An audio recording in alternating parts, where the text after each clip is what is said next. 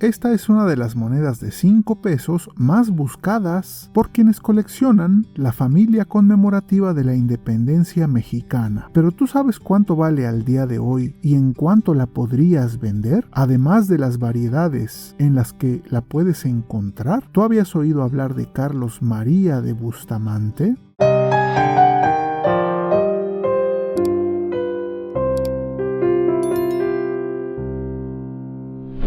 Una de las colecciones más queridas por muchos coleccionistas, aunque por algunos otros menospreciada por su poco valor monetario, es la de 5 pesos de la Independencia y Revolución. Sin embargo, aunque no se cotiza muy alto, guarda mucha de la historia de nuestro país y dos de sus procesos más importantes, tanto la Independencia como la Revolución Mexicana. Y esta que vemos aquí conmemora una de las figuras, aunque para muchos desconocida, pero que tuvo relevancia en el proceso de independencia de nuestro país, y hablamos de Carlos María de Bustamante.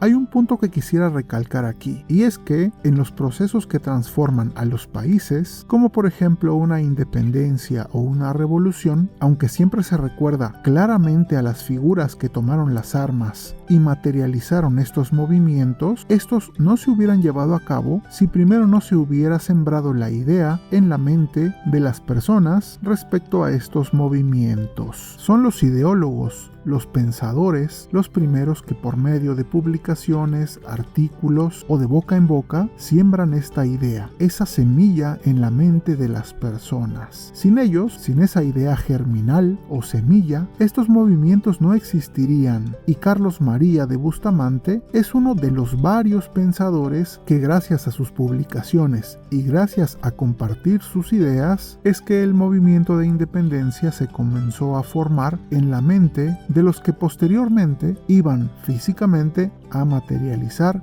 esto. Y es por eso que a veces no son tan recordados como quienes sí empuñaron las armas, pero no dejan de ser también importantes.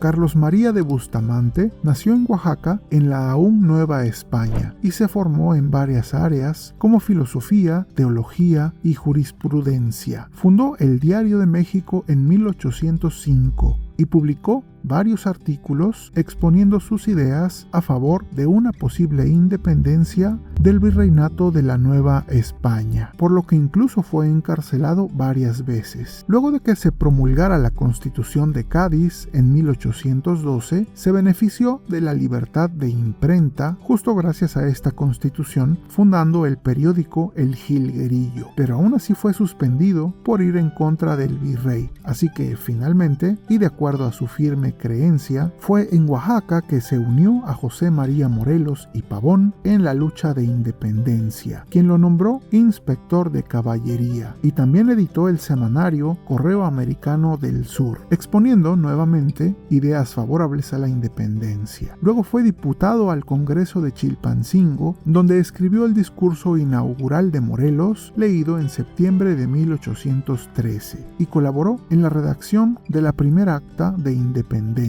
Posterior, cuando Morelos cayó, fue encarcelado varias veces, llegando incluso a estar en San Juan de Ulúa bastante tiempo. Es gracias a estos ideólogos y pensadores como él que nacen estos movimientos, y es por eso que él y muchos otros son tomados en cuenta y conmemorados en estas colecciones del Banco de México. Esta moneda pertenece a la familia C de monedas mexicanas y particularmente es parte de la colección conmemorativa del bicentenario del inicio de la independencia de México. Salió a circulación en 2008 y, como todas las demás, tiene un diámetro de 25.5 milímetros, tiene forma circular como podemos ver y un peso de 2.02 gramos. La parte central es una aleación de bronce aluminio y el anillo perimétrico es de acero inoxidable, además de contar con canto liso.